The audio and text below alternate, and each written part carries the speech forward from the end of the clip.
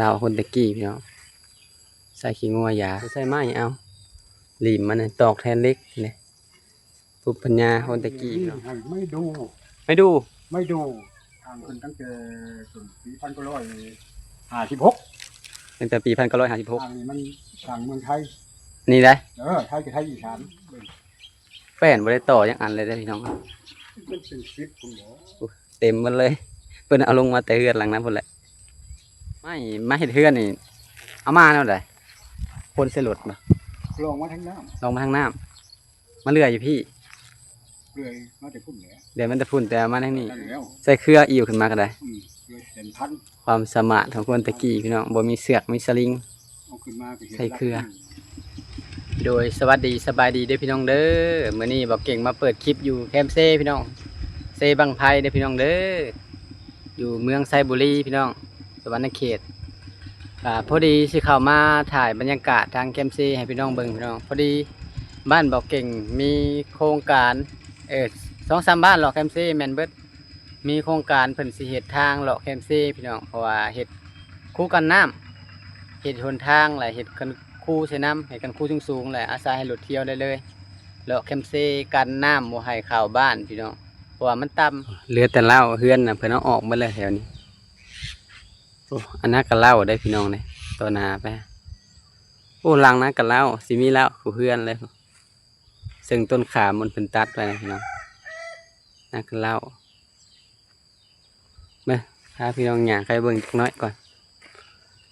อันนี้ก็เพิ่นยุกง่ายออกไปอยู่นอกพุ่นละผู้เฮือนเพิ่นอยู่นอกตะกี้มันอยู่แคมป์เซ่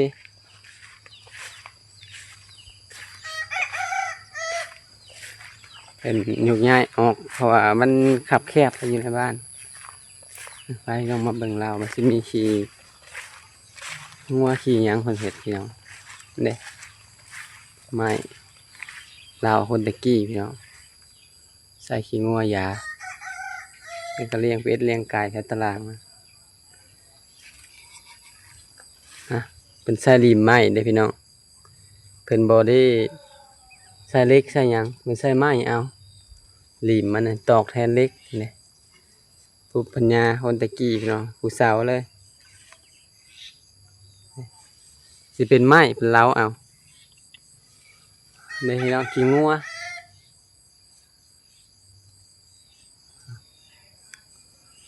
สานไม้ไปบ้านขี้งัวทาไม้งามบ่มีเล็กตะปู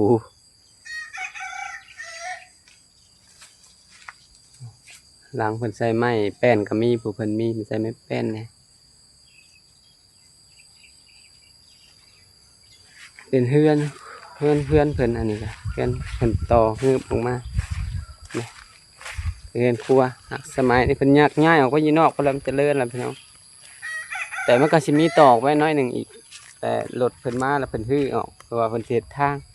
เสร็จคันคู่กันน้ำเรือนซานทางบ้านบอกเก่งตะกี้เป็นกะสิส่วนหลายสิสไตล์วันนี้แหละพี่น้องนี่สิมีเกยนี่บ่ได้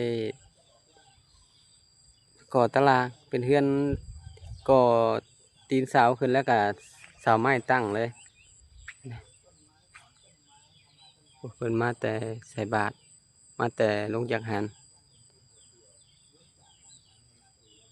เฮือนก็ได้ครับประมาณนี้แถวนี้แต่เก่ากะลายอยู่เพิ่นมั่งออกเบิ้ลล่ะเป็นสีใส่หินอยู่ตีนเสาเลยพี่น้องสิมีหินอยู่ตีนเสามาหอดเซิงเฮือนแหละพี่น้องเลยพอดีเพิ่นกำลังเก็บเครื่องเก็บของออกจากตารางเฮือนเพราะมันโบวิดทางนี้ก็ได้สิได้เอาออกคือกันแต่เฮือนแบบเก่าพี่น้องแต่แบบปูฮานคือตะกี้แหละตาเสียดายพี่น้องมันสิได้มากออกเบิดทำอิฐกับว่าวิดหรืออะไรถ่ายโบวิดคือเก่านี่มีลักมียังเพิ่นมาไว้พร้อมมันเตรียมเห็ดทางนากานั่นนี่ก็มั่งออกหลังหนึ่งแล้วพี่น้องนี่ที่มีเพื่อนอีกหลังหนึ่งอยู่นี่เป็นมั่งเป็นไปปลูกไว้อยู่หันถาเนี่ยอยู่บนมีรถถ่ายยังอยู่ซ้ำซาตอนเดือน11 12แล้วเพิ่นหาดินหาอยู่ใหม่นะครับปลูกให้ใหม่ถึงมั่งออกไผ่ถึงเพื่อนไผ่ถึงยังก็มั่งเบิดพี่น้อง ไปพาไปเลาะเบิ่งก่อนเป็นไม้คักแน่แล้วแต่ละสาวเป็นใส่สเปรย์ฉีดเบิ่งแล้วเตรียมสิแล้วออกน้ำบ่วิดเด้พี่น้องปลาเรือนเก่าพี่น้องมากของเบิ่งแล้วเสียดายไว้ให้ลูกให้หลานเบิ่งกะลายทรงลายมูดพี่น้องแต่ละมูดก็บ่คือกันส่วนลายอยู่แคมซีแหละเพิ่นเสร็จเกยไว้เงยไว้ง่อยบึงแคมซีตะกี้คมนาคมทางแคมซีเที่ยวทางน้ำพี่น้องไปสวรรค์ไปไทยก็ได้ไปถาดพนมสิมีเกยมาว่ามันใกล้แคมซีนี่อยู่นี่ก็เงยง่อยมาบึงน้ำเซพี่น้องตะกี้เนี่ยเที่ยวแต่ทางเซเสียงเฮือน้องสนั่นเฮือก็มีทางหลังเฮือเราเก็บเครื่องเก็บของไว้พุ่นแหละเพราะว่าข้าเจ้าสิได้มากมัน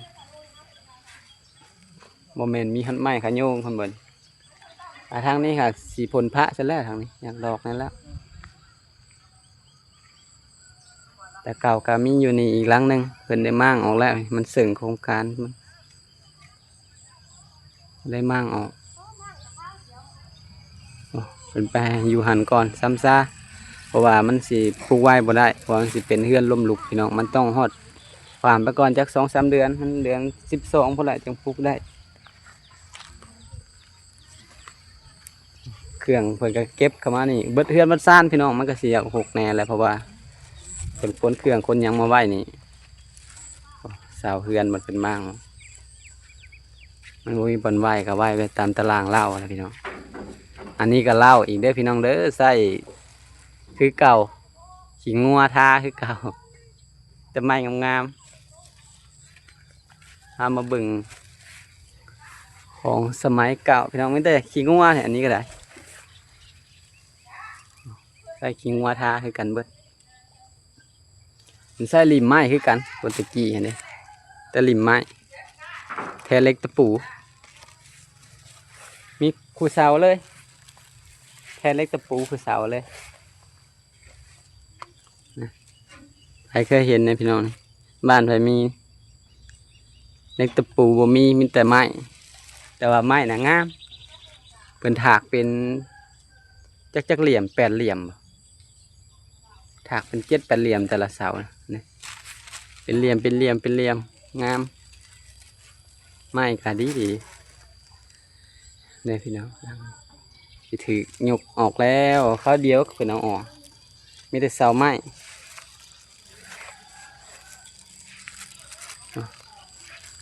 มีแต่เสาไม้ทั้งลุ่มนะยังงามอยู่มาปลาเขาส่อมทั้งตารางยังงามอยู่พี่น้องทั้งลุ่มจะได้มากออกมาแล้วมาเบิ่งเครื่องคนมาไว้พี่น้องทางนี้คนออกมามันบวิดนะฮะจะได้ดุดได้ยังออกนะเนี่ยพี่น้องใครเคยเห็นมะฮู้ไม่ยังแน่กี่ตำผ่าตะกี้มีหัดเพิ่มตำศาสตร์น้ำเต็มหมดเลยเพิ่นเอาลงมาแต่เฮือนหลังน้ำพุ่นแหละของใส่คนตะกี้ใส่เคยใส่นะพี่น้องยังมีผ่าอยู่เนาะโอ้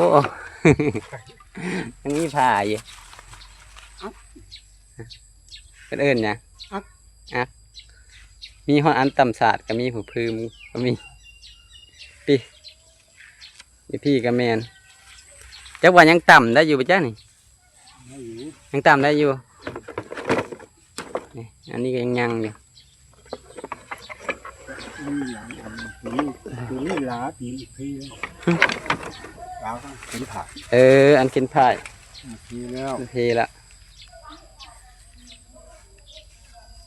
มีหลายอันไปแล้วยังถ้าผู้ยังนักต่ำก็ต่ำได้อยู่นะผู้เจ้าเฮือนพี่น้องสบายดีเด้อไม่ดู โอ้ที่อยู่6 ตุ๊บโอ้ไม่ดูโอ้เอาลงเลยเมียนดีๆนะสาวนั่นนะแล้วมันจะกินไม่บางเทียก็กินไม่กระดงไม่ยังมาซับ ว่าไม่ยุ่งบางเสาบางอันนี้ละมันมาเงินก้อน มีหันไม้ขะยูงพุ่นน่ะมีแต่ไม้ราคาแพง ทางขึ้นตั้งแต่ถึง4,956 ตั้งแต่ปี1956 55ต่อ56อืม เริ่มเฮ็ด ป้าเถอะ สร้างนี่มันสร้างเมืองไทย นี่ได้ ไทยกับไทยอีสาน ทางคนอีสาน สร้างเมืองไทยคนอีสานชาติพนมนี่นะ โอ้ทัดพนมกับบ้านบ่เก่งกับบ่ได้ไกลกันปานใดพี่น้องเอ้ยเที่ยวไปเที่ยวมาก็ใกล้ แล้วเพื่อนนี่เฮ็ดอยู่ปากเขตบางไผ่มีหลังหนึ่งคือกัน ๆคือกันแบบนี้เลย ทางปีเดียว เออ อยู่บ้านตาลนี่เมืองหนองบกนี่มีหลังหนึ่งตาลเชิงเมืองหนองบกก็มีหลังหนึ่งแต่ว่าเขาเจ้ามากถึงแล้ว โอ้สร้างเดียวกัน สร้างเดียวกันโอ้ช่วงอันเดียว หมุดอันเดียวเลย แต่ว่าเนื้อไม้อะ ต่างกันนะ ไป มีฮอตไม้ดูพี่น้อง เครื่องมันเป็นไม้แค้นเบิด ไม่แค้น นับเป็นตั้งแต่ขางข้าวสูงติ่งเงินเบิด ปอแต่เสียดายมันมั่งลงวันนี้เนาะสิไปไหว้ใส่ ยันฝนตกห้ำไม้ดังเทิงกันยังดีอยู่ แค่พานี่มันไม้ห้าวไม้เส้นนี่มันไม้ห้าวเป็นพื้นมันไม้สวยเบิดบ่มีต่อ สู้เทือนนี่บ่ได้ต่อ บ่มีต่อ ป้าเพื่อนเท่าใดคุณเท่าใดนี่นะ ประมาณเบิ่ง แป้นบ่ได้ต่อยังอันเลยได้อพี่น้อง มันเป็นฟิตคุณหมอ ยันบ่รุดดอก10แนมเบิ่งนี่ บัวอะไรอ่ะ โอ้ยาวพอ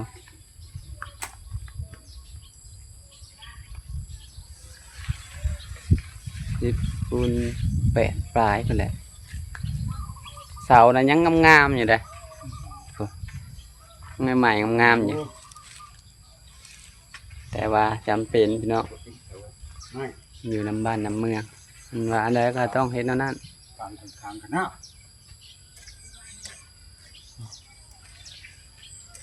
เรื่องพวกคุณมีบ่ย่านแล้วบ่ไม่เช่น มันบ่กัดนะ บ่ครับบ่กินย่านเจอหาไม่ฮะแต่ว่ามันบ่คือคนมันก็บ่กิน มีแต่ผาแล่นล่องแล่นล่องคักได้ไหมแต่ละอันแปลนผาก็ได้ ละเอียด คนตะกี้พี่น้องสร้างตะกี้มีลายพร้อมทั้งหนาก็ได้มีเงือบใบงอยหนาเฮือนพร้อมไม้แหมยังมีแต่อันดีๆพุ่นยังเหลื่อมมองๆอยู่แบบปวกแบบยังกัดบ่ได้เลยไม้หาคู่มือนี่บ่มีคู่มือนี่อันนั้นไม้ธรรมดาไม่เปื่อยยังบ่อยากมีแล้ว แต่ว่าอันนี้หันแกนนี้เขาไม่ดูไม่สังก็มีโอ้ความแกนมัน เรื่องนี้หมู่บ้าน นั่นคือเก่า ยุคคือของหมู่บ้าน อืม อันหมู่บ้านแท้หลังมันสิงอกสิเฮือนแท้เด็กเมืองวิลา อืม สิเมืองวิลามันสิเฮือนแท้เฮือนใส่ทางลิ้นเฮือนตรงหลังติดกัน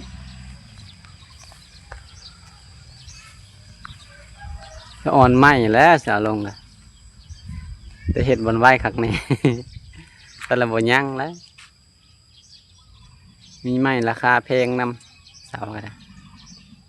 มีมูลค่าหลายเพราะว่าค้างมันยังจับเจือเบิดสิเสียก็เสียแต่แป้นเนาะ เส้นหาข้าง แต่แป้นกับผา บนพุนพระ เป็นพระแต่ข้างพุ่น ข้างบนพุน ถ้าข้างบ่ถึกผลก็ยังดีอยู่ ส่วนหลายนี่บ่อยากมีไม้ต่อซ้ำ เขาได้เจ่อจะโตนะ บ่มีไม้ต่อจักโตเลยโอ้ทางนี้เพิ่นบุกเบิกไปเบิดละห้องน้ำถือเรือนแถวนี้กันหลายหลังอยู่พี่น้องเบิดเลยเพิ่นยกออกแล้วเตรียมสิเฮ็ดคู่กันน้ำเฮ็ดบนทางน้ มันผมมากมันก็พกกระเทิน ำแปลนเบิด เพราะว่าทันดีเคยวิทยุเสาแต่ว่าใส่ข้ามคุณที่บ้านทันทึ่ง อืม มันถือหันสาวในชีวิตอีกน้อยหนึงแต่พอกระเทิน พวกเทิน ตอนนั้นอ๋ออ่ะรักเพิ่นไม้นี่เป็นเห็ดตะไคร่ได้เขานี่ ใจกลางเลย อันนี้สิเป็นกลางทาง ใจกลางทาง หักเพิ่นซักไปคักแหน่แล้วเพิ่นแทกไว้แล้วเสา15 ต้นพี่น้องว่าสิพาเลาะไปสุดบ้านแต่ว่าบ่ได้ไปซ้ำพี่น้องเอ้ยหักฮอนนี่เสา15 ต้นแป้นนี่บ่ได้ต่อเลยพี่น้องเบิดเฮือนต่อน้ำแผ่นความกว้างความยาวเฮือนบ่ได้ต่อเลยคือค้างนี่ก็บ่ได้ต่อยาวสุดปวกกินบ่ได้นะเพราะจะได้เลียจักเพิ่นเอามาเฮ็ดได้จังใดสมัยตะกี้เครื่องมือกะแทนคือคู่มือนี่ก็ถือว่าเก่งขนาดไม่มาเฮ็ดเฮือนนี่เอามาแนวใดคนใส่รถบ่ ลองมาทั้งน้ ลงมาทางน้ำมาเลื่อยอยู่พี่ ำเรื่อยมาแต่พุ่นแหละ เดี๋ยวมันจะพุ่นแต่มาทางนี้ ตัวมาแต่ตัวมันเลยอยู่ที่ถึงนี้ อ่าแล้วยังเอาขึ้น ขอนผิดเท่มั้ง แล้วจะเอาขึ้นตะลิงเซได้ ใช่รักอิ่วแหละ เอี่ยวขึ้น อิ่วเอาเต่าเอานั่นแหละเพื่อที่ เออ กับป่าเพื่อนั่นแล้ว ใส่เครืออิ่วขึ้นมาก็ได้ เพื่อเห็นพัน ความสามารถของคนตะกี้พี่น้องบ่มีเสือกมีสลิง เอาขึ้นมาก็เห็น ใส่เครือ ไปทางนี้กับคนนี้ดึงต่อไปทางนั้นคนนั้นดึงต่อ เออ อิ่วเป็นในถาดนี่แล้ว ในทาใกล้ๆนี่พี่น้อง นี่ มันเลื่อยอยู่แล้วนี่ ซึ่งอันนี้ทาใกล้ เลื่อยไม่ได้พุ่น ๆเรื่อยมันจะพุ่นนำ เป็นขอน หนึกเนาะ มันมีไม้ดูลำหนึ่งจุ่มอยู่หาดบ้านเสกอ โตจมอยู่เพิ่นก็มีเอามาบ่ได้ มันขาดลงจากแพ เออ อยากคุมบ่ได้เลยทุกคุม ตกคุมพอดี คุมเลึกๆเลย โอ้ยได้ยินเสียงเพิ่นประกาศพี่น้องเพิ่นเตรียมเฮ็ดเวียกเฮ็ดหยังเลยใส่เครือหิ้งขึ้นก็ได้ ความสามารถของคนตะกี้พี่น้องอังกะสีนี่ท่านมีบ่ได้หัวบ่นี่อังกะสีก็บ่ได้หัว ขาดาวแดง ตะกี้จักว่าเหยียบได้บ่จังลักกะสี ที่บ่ได้ทัดไปลุง จักว่าเหยียบบ่บุ้มซ้ำ จังหวะนี่แหละให้กับบ่ได้ขึ้นไป เตรียมมื้อนี้แหละพี่น้องเอ้ยว่ามื้อนี้ก็มื้ออื่นไทยบ้านบ่มาม่างเองฮะ เออ ใครอยู่เพิ่นมาม่างซอยกันคนในบ้านแหละพี่น้องเป็นบ้านนำพามาม่างนี่ เสาเล่า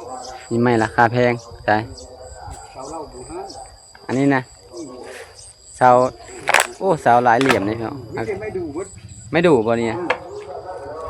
เสาเหล้าพี่น้องมันก็แต่โดนแล้วดอก เก่ามันหยังแล้วมัน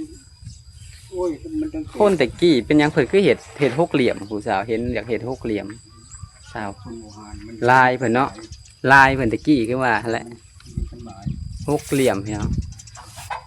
เวลาตั้งเวลาอย่างมันก็เป็นเหลี่ยมเนาะก็เบิ่งง่ายเสาเหล้าไม่ตะแกนไม่ดูพี่น้อง ดูดอกแบบนี้มันประมาณเสาเล่านี่ประมาณวาง80กว่าปี อันนี้ได้ อืม 80กว่าปีป้าด ตั้งแต่พอเท่าทวดมาเท่าทวด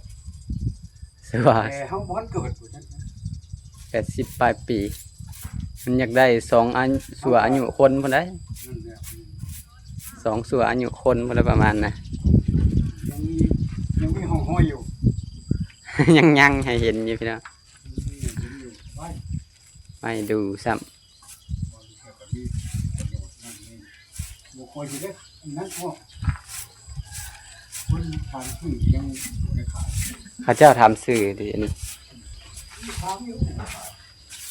เขาเห็นไม่ดูเนาะ คนเวียดคกหมูคนเวียดคกไก่ ไม่มันแก่นนะก็ยังได้ ถึงสี่แบบเห็นแบบนี้นะแต่ว่ามันใช่ดี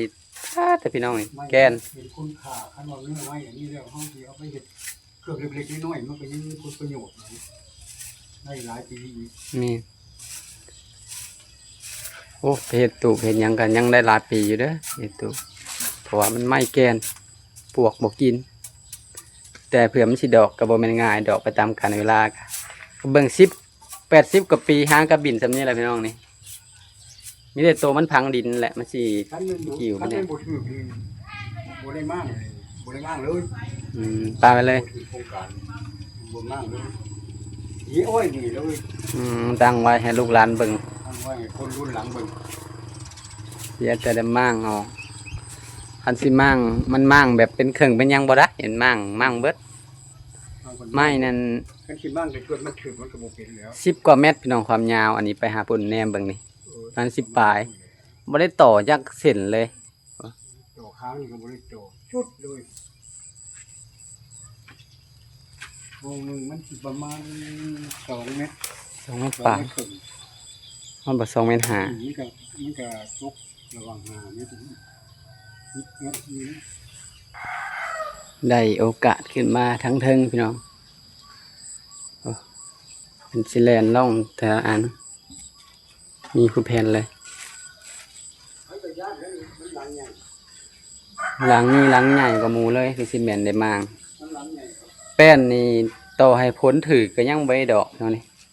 เอ้ยขนาดบ่ได้มีแนวกั้งแนวขังยังคือเก่า ต่างแต่มันบ่ได้มีคนอยู่มันก็เลยแบบบ่ได้เกี่ยงซื่อๆบ่ได้มีบ่อนต่อเลยแป้นแต่ละแผ่นไว้ทางย่างเบิ่งทางในเฮือนมึงใหม่ๆพี่น้องปาดตัวเป็นตาเสียดายโอ้มันจะตรงงามๆทั้งนั้นหน้า10ปลาย15ก็ได้ใส่เทิงๆก็มีระดับหน้า10แป้นบ่ได้มีบ่อนต่อแต่นอกเข้ามาปุ๊สุดฮอดนอกพุ่นเด้อพี่น้องสุดปุ๊ออกไปนอกอีกต่อเข้ามาพี่นี่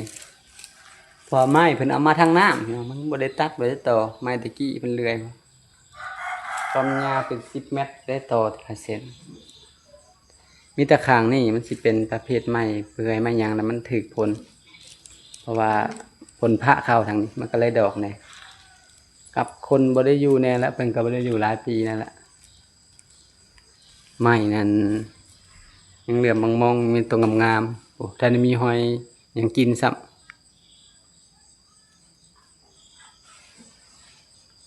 แต่ละเสานะผลพระเขาได้อยู่แต่ว่าบ่มีหอยดอกซ้ำ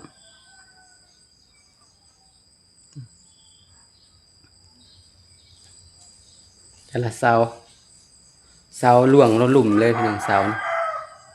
แต่เทิงลงหลุมเลยเด็ดเสางามๆ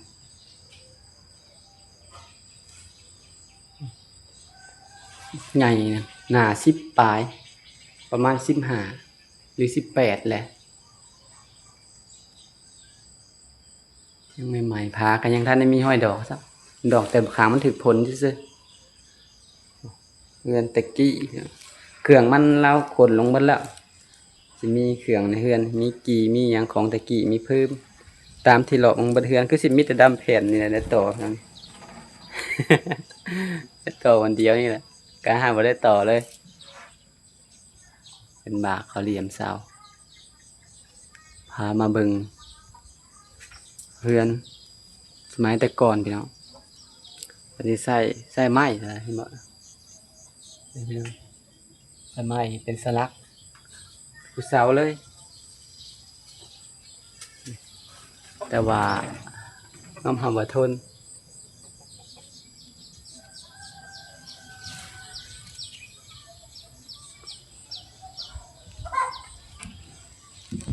เดือน70-80 ปีเอาไว้เป็นกำลังเริ่มมาแล้วเตรียมสิพากันมาหลังเมียนเครื่องถ่าเจ้าของเฮือนก็ได้ประมาณ70นี่แหละหรือเท่าไหร่70หรือว่า70 หรือ 80 ปีแหละเดือนสองอายุคนของสัวอายุคนมีแต่ว่าคลิปนี้บอกกินก็จะขอตัวจบคลิปเลยพี่น้องเด้อมาถ่ายบรรยากาศเลาะแคมบ้านให้เบิ่งพี่น้องเลยโดยสำหรับคลิปนี้เขากล่าวคำว่าสบายดีเด้อพี่น้องเด้อ